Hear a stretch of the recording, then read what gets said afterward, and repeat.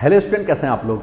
हमारी जो top 85 topic है हमारी सीरीज चल रही है, इसमें आज मैं बात करने वाला हूं अपने नेक्स्ट टॉपिक पे, जहां मैं बात करूंगा रिजर्व बैंक ऑफ इंडिया यानी कि आरबीआई के ऊपर। देखिए, जब मैं रिजर्व बैंक ऑफ इंडिया की बात करता हूं तो सबसे पहली बात मेरे दिमाग में ये आती है, सर ये बैंक क्या होते हैं। रिजर्व बैंक को तो बाद में होगा, पहले ही बताओ कि बैंक क्या होते हैं। देखिए, बैंक को अगर मैं आपको लोकल लैंग्वेज समझाऊं, बैंक एक ऐसी जगह है जहां पे क्या होता है, अमीरों से पैसे को लेकर के जमा कर लिया जाता है। अमीरों से पैसे को लेकर के जमा कर लिया जाता है और जिनके पास पैसे नहीं है, जो गरीब हैं, उनको पैसा दे दिया जाता है। ठीक हो गया है। ऐसा ही जो घर है, ऐसा ही जो मकान कमरा है, उसी को ही बैंक कहा जाता है। ठीक, अब होता क्या, देखिए भाई, अमीरों से पैसा लिया जाता है तो अमीर पैसा बैंक को क्यों देंगे? क्योंकि बैंक अमीरों को क्या देगा, उसके बदले ब्याज देगा। कितना देगा? ज्यादा की कम? कम ब्याज देगा। ठीक है, लेकिन बैंक को अमीरों को पैसा देना पड़ेगा। ठीक हो गया है। इससे बैंक को कोई फायदा हो गया? बैंक को तो पैसा देना पड़ रहा है, बैंक को पैसा देना पड़ रहा है, क्या कोई फायदा है ज्यादा? क्या ज्यादा कोई फायदा नहीं है। बैंक को फायदा किससे है? अमीरों से लिया हुआ जो पैसा है, जब बैंक गरीबों को दे देते हैं और गरीबों से उसके बदले इंटरेस्ट लेते हैं, ब्याज लेते हैं। कितना? बहुत ज्यादा। जितना अमीरों को देते हैं उससे 3 गुना ब्याज जो है गरीबों से लिया जाता है। तो इसका मतलब आपको एक बात ये समझ में आ गई होगी कि बैंक जो है अमीरों की पैसे की वजह से जिंदा नहीं है, बल्कि गरीबों के पैसे की वजह से बैंक जिंदा है। अगर मैं आपको लोकल भाषा में समझाना चाहूं तो भैया, बैंक होता क्या है? सर, बैंक एक तरह का एक दलाल होता है। बैंक क्या होता है? बैंक एक तरह का एक दलाल होता है। बैंक एक तरह का एक दलाल होता है। सर, ये क्या करता है? अमीरों के पैसों को ये इकट्ठा कर लेता है, जमा कर लेता है, इन्हें विभिन्न तरह की लालच देता है अमीरों को ये, ठीक है, कि हम तुम्हें इतना ब्याज देंगे, ये करेंगे, वो करेंगे, ठीक है। अमीरों के पैसे को क्या कर लेता है? ये विभिन्न लालचों से ये जमा कर लेता है और इस पैसे को ये क्या करता है? गरीबों को ये पैसे दे देता है। गरीबों को ये पैसे देता है। अमीरों को जो ये पैसे, अमीरों से जो पैसे ले लेता है ये, इस पैसे के बदले ये अमीरों को ब्याज देता है।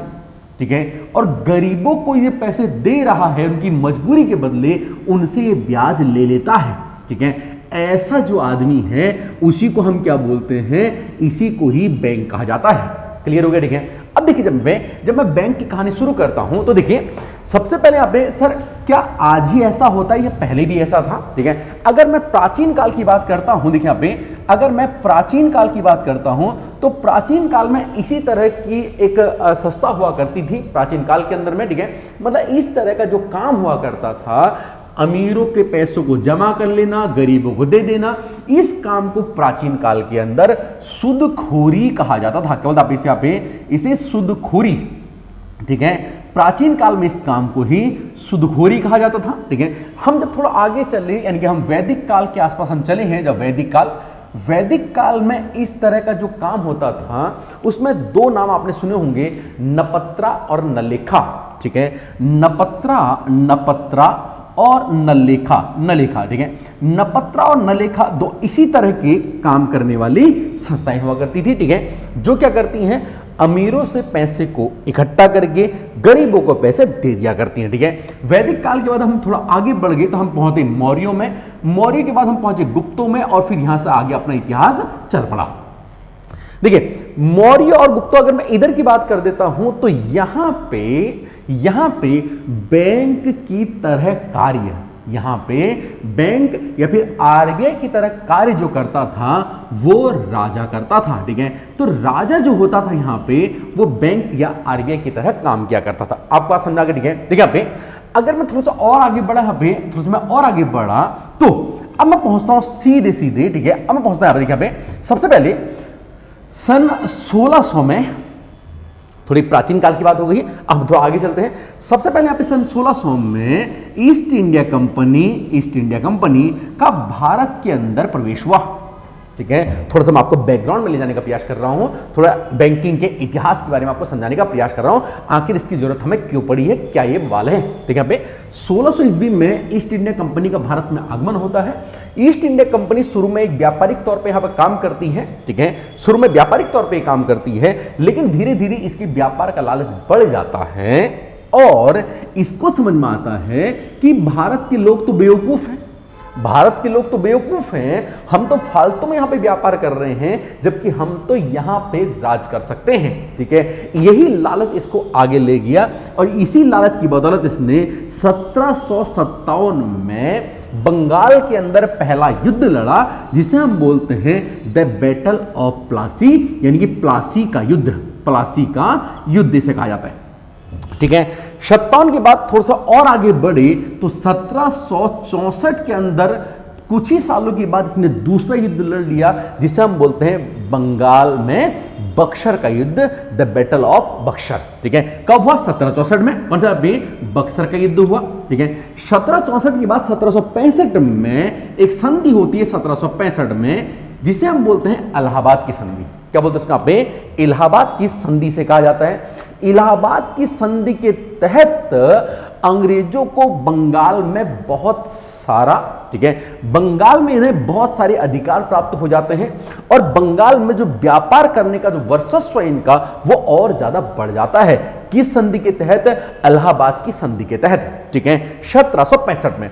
1765 में इस संधि के तहत जब इन्हें बहुत सारे अधिकार मिल जाते हैं तो अब इनके पास जो धन है, पैसा है, वो बहुत ज्यादा बढ़ने लग जाता है, ठीक है। और जब पैसा इनके पास बहुत ज्यादा बढ़ने लग जाता है तब अंग्रेजों को महसूस होती है एक ऐसे मकान की, एक ऐसी जगह की जहां पे इनका पैसा सुरक्षित रखा जा सके, ठीक है। इसी के चलते सबसे पहले इसके 5 साल के बाद अगर मैं बात कर दूं, ठीक है, सबसे पहले 1770 में 1770 में भारत का पहला बैंक खोला गया, जिसे कहते हैं बैंक ऑफ हिंदुस्तान। क्या बोलते हैं उसका पे?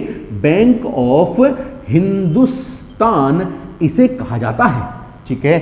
सर कहां खुला ये? ओ भैया प्लासी और बक्सर की लड़ाई कहां हुई है? बंगाल के अंदर, बंगाल में ही इन लोग का वर्चस्व है, तो सर पहला बैंक कहां खुलेगा? बंगाल में ही खुला। कहां खुला सर? ये कलकत्ता के अंदर, ठीक है, कलकत्ता के अंदर पहला बैंक खोला गया। इसका मतलब अगर तुमसे कोई पूछे कि भारत का पहला बैंक कौन है, तो फटाक से आप जवाब दे देना कि भाई भारत का जो पहला बैंक है वह है बैंक ऑफ हिंदुस्तान। सर कब खुला? 1770 के अंदर यह बैंक खुला, ठीक है। देखिए अब एक बैंक, लेकिन पैसा क्या इनके पास? बहुत ज्यादा है। बैंक कितना है? एक बैंक है, पैसा बहुत ज्यादा है।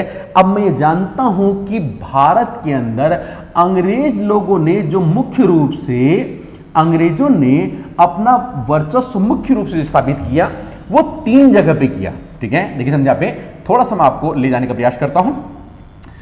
अंग्रेजों ने अपना जो वर्चस्व स्थापित किया वो 3 जगह पे किया।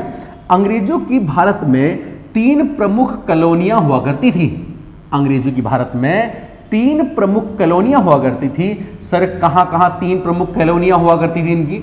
अंग्रेजों की सबसे जो पहली कॉलोनी हुआ करती थी वो थी इनकी बंगाल में। अंग्रेजों की जो पहली कंपनी कहां पे? वो बंगाल में थी। इसे बोलते हैं बंगाल प्रेसिडेंसी, ठीक है। सबसे प्रमुख इनकी जो कंपनी थी वही है बंगाल में।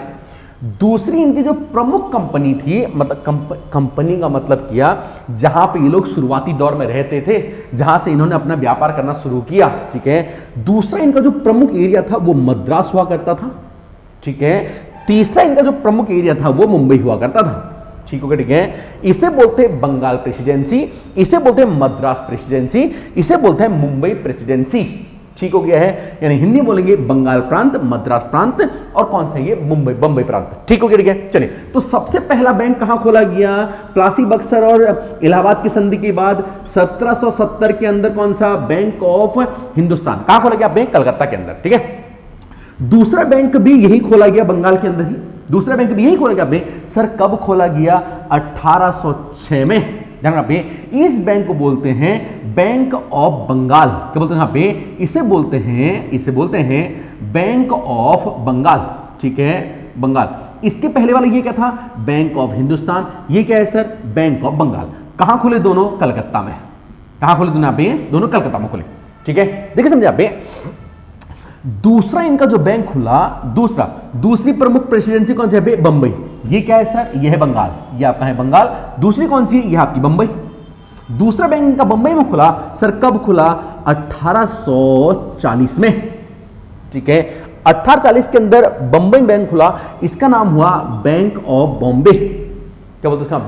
Bank of Bombay. ठीक है, तीसरा इनका जो बैंक खुला यहां पे, वो खुला इनका, तीसरी इनकी प्रमुख कॉलोनी कहां है? मद्रास के अंदर। और भाई यहीं के पैसे यहीं जमा करेंगे, यहां के पैसे यहां जमा करेंगे। यहां ज्यादा पैसा है तो इसलिए यहां पे 2 खोल दिए हैं, यहां थोड़ा कम है, यहां पे 1 खोल दिया, यहां पे भी 1 खोल दिया। ठीक है, मद्रास के अंदर इनका तीसरा बैंक यहां पे इधर खुला इन्होंने पे। ठीक है, इसका नाम हुआ बैंक ऑफ मद्रास। कब खुला सर? 1843 में। चलो ठीक है, यानी कि 1843 आते आते इन्होंने भारत के अंदर जो जहां इनकी प्रमुख कॉलोनियां हुआ करती, जहां पे ये लोग मुख्य रूप से व्यापार करते थे, वहां पे इन्होंने अपने बैंक स्थापित कर लिए। ठीक है, अब हुआ क्या देखिए यहां पे, आगे चल के कब सर? 1921 में। 1921 में इन सभी बैंकों को मिला करके एक बैंक बना दिया गया। ठीक है, इसे बोला गया इंपीरियल बैंक ऑफ इंडिया। क्या बोलोगे इसका पे? Imperial bank of India. कब बना सर? 1921 में। ठीक है, 1921 के अंदर पे इंपीरियल बैंक ऑफ इंडिया बना दिया गया। सर किसने बनाया? अंग्रेजों ने, इन सभी बैंकों को मिला करके। चलो ठीक है, अब देखिए यहाँ पे थोड़ा हम आगे चले। यहाँ पे 1947 के अंदर देश आजाद हो गया। 1947 यहाँ पे देश आजाद हो गया। अब जब देश आजाद हो गया है तो अंग्रेजों की इन बैंकों का क्या काम है भैया? अब 1947 के बाद जब देश आजाद हुआ तो एक सन आया 1955। एक सन कौन सा? आगे चल 1955 एक सन आया जब क्या कर दिया गया, भारत सरकार ने क्या कहा, भैया ये जो बैंक हैं आज से ये बैंक हमारी हो गई। आज से ये बैंक हमारे हो गए। और भाई जिनकी ये बैंक थे उन्होंने कहा भैया ये तो हमारे हैं। सरकार ने बोला भाई अब ये तुम्हारे नहीं हैं, अब ये हमारे हो गए हैं। तुम्हारा जितना पैसा लगा है अपने पैसे को पकड़ो और दफाओ यहां से। ठीक है, अब देखिए इन्होंने बोला भैया देखो ऐसा है, हमको नहीं बेचना अपने बैंक, हम नहीं बेच रहे हैं। ठीक है, सरकार ने बोला भैया देखो तुम्हें बेचना है कि नहीं बेचना है ये तो मैटर ही नहीं है, ये हमने तो तुमसे पूछा ही नहीं है। तुम मुझे ये बताओ तुम्हारे पैसे इसमें लगे कितने हैं और अपने पैसे लो और यहां से निकलो।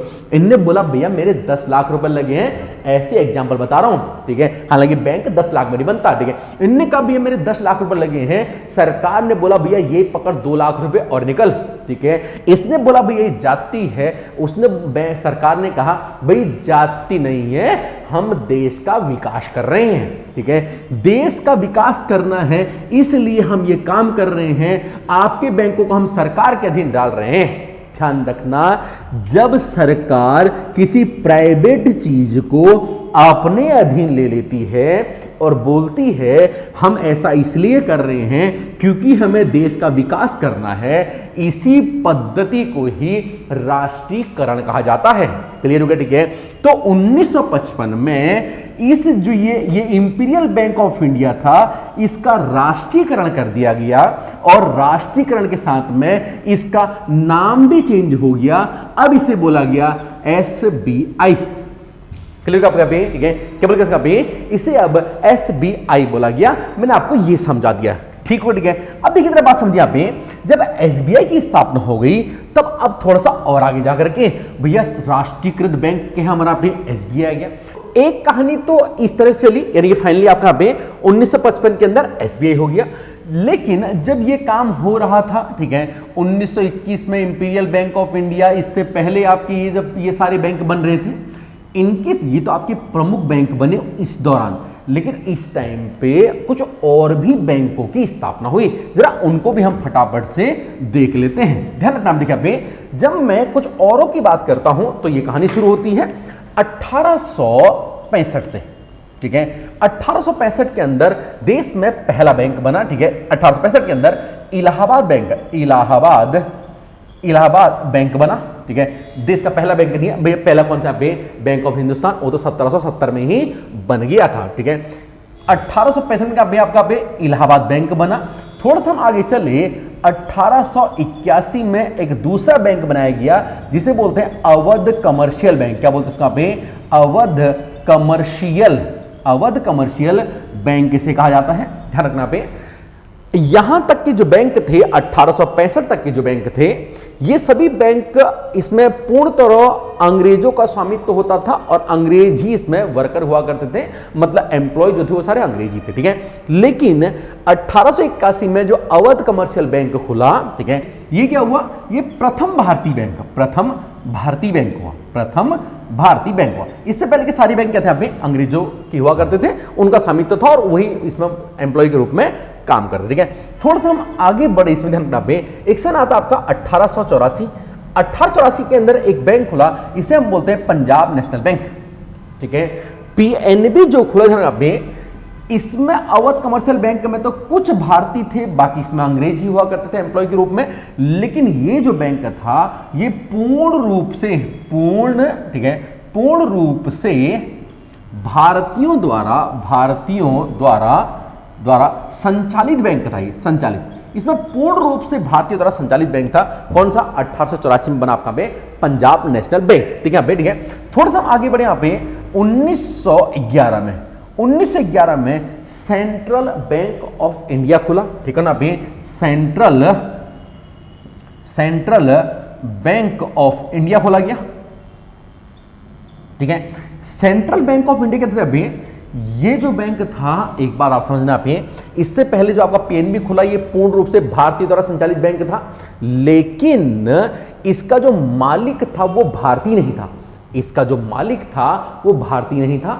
इसलिए ये वाला जो बैंक हुआ, इस वाले बैंक में, सेंट्रल बैंक ऑफ इंडिया 1911 में, इसमें सारे एम्प्लॉय भी भारतीय हुए और इसका जो मालिक हुआ वो भी भारतीय हुआ। यानी कि इसका जो प्रबंधन है वो तो भारतीय के पास ही है, लेकिन इसके साथ में इसका जो स्वामित्व यानी कि जो इसका मालिक है वो भी भारतीय हुआ। ध्यान रखना पे, इस बैंक का स्वामित्व, मतलब ये बैंक जिसने बनाया था, ठीक है, इसकी स्थापना करी थी 5 खाने वाला। किसने? आप 5, आपको नाम याद रखना, 5 खाने वाला, इन्होंने इसकी स्थापना करी थी।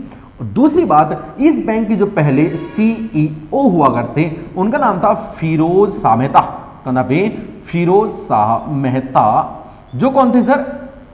फिरोज शाह मेहता। ये कौन थे? ये कांग्रेस का जो नरम दल था, नरम दल की ये नेता हुआ करते थे, जिनका नाम था यहाँ पे फिरोज शाह मेहता। ठीक है, अब देखिए यहाँ पे 1911 तक इतने बैंक आपके बन चुके हैं। एक साइड आपका वो आपका अलग ही चल रहा है, ठीक है, ये आपका 1911 चल रहा है, ठीक है। 1921 के अंदर इंपीरियल बैंक ऑफ इंडिया वो भी बना दिया गया था, मतलब एक वो सीन आपका अलग ही चल रहा है, एक साइड से आपका ये भी चल रहा है। इसी दौरान क्या हुआ? इसी दौरान B.R. अम्बेडकर, ठीक है, इसी दौरान B.R. अम्बेडकर जी ने, ठीक है, इन्होंने एक बुक लिखी जिस बुक का नाम था प्रॉब्लम ऑफ द रूपी। ठीक है, इस बुक का नाम था द प्रॉब्लम ऑफ द रूपी।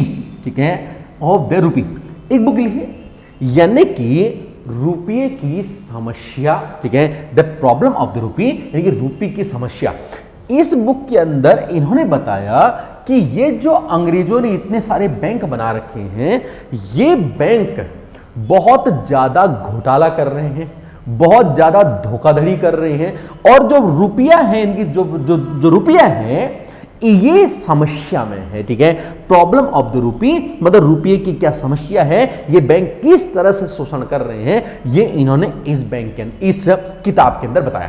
क्लियर हो? ठीक है, अब इस किताब में अंबेडकर जी ने जो बात लिखी है वो बात सही है या नहीं है, उसकी जांच के लिए थोड़ा सा आगे चल के, यानी कि कब सर? 1926 में, 1926 के अंदर एक कमीशन बनाया गया, एक आयोग बनाया गया, जिनके हाथ में किताब थी कौन सी? द प्रॉब्लम ऑफ द रूपी।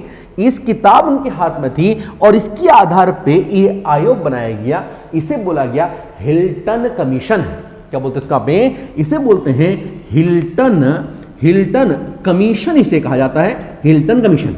यहाँ पे जो ये हिल्टन कमीशन बना कर 1926 के अंदर, ठीक है, हिल्टन कमीशन ने बोला भैया अंबेडकर जी जो बात कर रहे हैं ये बात तो ठीक है, हाँ भैया ऐसा हो रहा है, लेकिन इस बात को प्रमाणित करने के लिए 1930 में, ठीक है, कब सर यहां पे 1930 में एक जांच कमेटी बैठी, यहां पे एक जांच कमेटी बिठाई गई। आखिर ये बैंक जो हिल्टन आयोग कह रहा है और अंबेडकर जी ने जो अपनी किताब में लिखा था, आखिर ये घोटाला तो कर रही है, बात तो बता दी हिल्टन आयोग ने, लेकिन आखिर किस लेवल पे ये घोटाला हो रहा है, इसके लिए 1930 में एक समिति बनाएगी जिसे बोला गया केंद्रीय जांच समिति, ठीक है। 1930 के अंदर आपके यहां पे केंद्रीय जांच समिति बनी। कब बनी? यहां पे 1930 के अंदर केंद्रीय जांच समिति ने स्पष्ट कर दिया कि ये बैंक जो हैं ये बहुत ज्यादा घोटाला कर रहे हैं, बहुत ज्यादा धोखाधड़ी कर रहे हैं। अब लोगों के दिमाग की बत्ती जली, आखिर ऐसा क्या किया जाए कि ये जो बैंक कहेंगे धोखाधड़ी ना कर सकें। तब लोग के दिमाग में आया कि भाई इन बैंकों पे नजर रखने के लिए 24 घंटे नजर गड़ाए रखने के लिए कौन क्या कर रहा है, सीसीटीवी की तरह नजर रखने के लिए हमको इन बैंकों के ऊपर एक ऐसा बैंक चाहिए है जो इन बैंकों को कंट्रोल भी करे, और इन पे नजर भी रखे, ठीक है। इस दृष्टिकोण से ही इनको महसूस हुई एक केंद्रीय बैंक की, एक सेंट्रल बैंक की, ठीक है। तो इसी के चलते इसके 4 साल की बाद, ठीक है, इसके 4 साल के बाद एक सन आया आपका, कौन सा पे 1934, शायद आपको नहीं दिख रहा होगा, मैं थोड़ा ऊपर चले जाता हूं, ठीक है। इसके 4 साल के बाद एक सन आया, कौन सा पे 1934, ठीक है। 1934 में एक अधिनियम लाया गया, इन सभी बैंकों पे नजर रखने के लिए हम एक नया बैंक बना रहे हैं, ठीक है, ताकि इन पे नजर रखी जा सके। 1934 के अंदर एक अधिनियम आया जिसे बोला गया आरबीआई अधिनियम 1934, ठीक है। क्या बोलेगा आप? आरबीआई अधिनियम 1934। इस अधिनियम में जो भी बातें लिखी थी, ऐसा करना है, इन सभी बातों को अमल में करते हुए इस कानून से शक्ति प्राप्त करके फाइनली 1 अप्रैल 1935 में आखिर इन बैंकों पे नजर रखने के लिए एक नया केंद्रीय बैंक अवतरित कर दिया गया, जिसका नाम हुआ आरबीआई, यानी कि reserve bank of India. Clear हो गया? ठीक है। तो ये रहा आपका आरबीआई का बैकग्राउंड, किस तरह से आरबीआई की उत्पत्ति हुई है। तो इस वीडियो में हमने यहाँ पे आरबीआई का जो हमारा इतिहास था, बैकग्राउंड है, वो हमने समझ लिया है कि किस तरह से आरबीआई जो है ये पैदा हुआ, किस तरह से इसकी उत्पत्ति हुई है। ठीक है। आरबीआई अपने आप में बड़ा टॉपिक है, नेक्स्ट वीडियो में बात करेंगे आरबीआई के अपने काम क्या होते हैं, इसका महत्व क्या है, ठीक है, और आरबीआई की सबसे इंपॉर्टेंट जिसकी मॉनेटरी पॉलिसी है उस पर हम नेक्स्ट वीडियो के अंदर बात करेंगे। ठीक है। अगर आपको हमारे ऑनलाइन कोर्सेज से अगर आपको जुड़ना है, हमारा ऑनलाइन कोर्स आपका चल रहा है, ठीक है, अभी आपका एक संशोधित आपका कल वो भी आ गया है एग्जाम कैलेंडर, ठीक है, जिसमें आपका सबसे पहले आपको जो एग्जाम है कनिष्ठ सहायक का एग्जाम आपका 5 मार्च को मैं आपको देख रहा था, ठीक है, तो कनिष्ठ सहायक का एग्जाम 5 मार्च को है और आपका वीडियो की एग्जाम जो है पे वो आपका है 12 मार्च को। ठीक है। हालांकि इसका ऑफिशियल अभी मतलब कुछ ऐसा आया नहीं है, लेकिन मार्च के आपका ये सेकंड वीक में आपका ये एग्जाम हो जाने वाला है, ऐसा मार्तुलिया जी ने बताया। ठीक है। तो इनमें कनिष्ठ सहायक और वीडियो के लिए आपके पास लगभग 1 महीने का समय है, तो इसके लिए हमारा जो क्रैश कोर्स चल रहा है इसे आप ज्वाइन कर सकते हैं। इसमें आपको कंप्लीट आपको लेक्चर आपको मिल जाएंगे, कंप्लीट आपको इसमें हैंड एंड नोट्स मिल जाएंगे और 30 आपको इसमें टेस्ट सीरीज मिल जाएंगे। ठीक है। दूसरा आपका इसका जो आपका पेपर है वो आपका अप्रैल में आपकी पेपर है। ठीक है। अप्रैल में आपका पे 1 आरक्षी का पेपर है, यानी कि फॉरेस्ट गार्ड का आपका पेपर है। ठीक है। तो अप्रैल वाला जो उसके लिए आपके पास अभी 3 महीने हैं, तो इसके लिए हमारे पास 3 महीने का हमने यहाँ पे कोर्स स्टार्ट कर दिया है। 3 महीने का कौन सा पे फॉरेस्ट गार्ड के लिए। ठीक है। तो इस 3 महीने कोर्स को आप स्टार्ट कर सकते हैं। आज से ही अपनी तैयारी अगर आप स्टार्ट करते हैं तब भी आप एक अच्छी कंडीशन में आप इसमें पहुंच जाओगे 3 महीने के अंदर, इतना मैं आपको भरोसा दिलाता हूं। ठीक है। इसके बाद जाकर के आपकी सबसे महत्वपूर्ण एग्जाम है, ठीक है, मई में आपका एग्जाम है एसआई का। हालांकि एग्जाम तो नहीं है, उसकी फिजिकल डेट इन्होंने दे रखी है, अभी फिजिकल मई में इनका फिजिकल होगा इसका, उसके बाद जून जुलाई में तक शायद इसका एग्जाम ये लोग कराएंगे। ठीक है।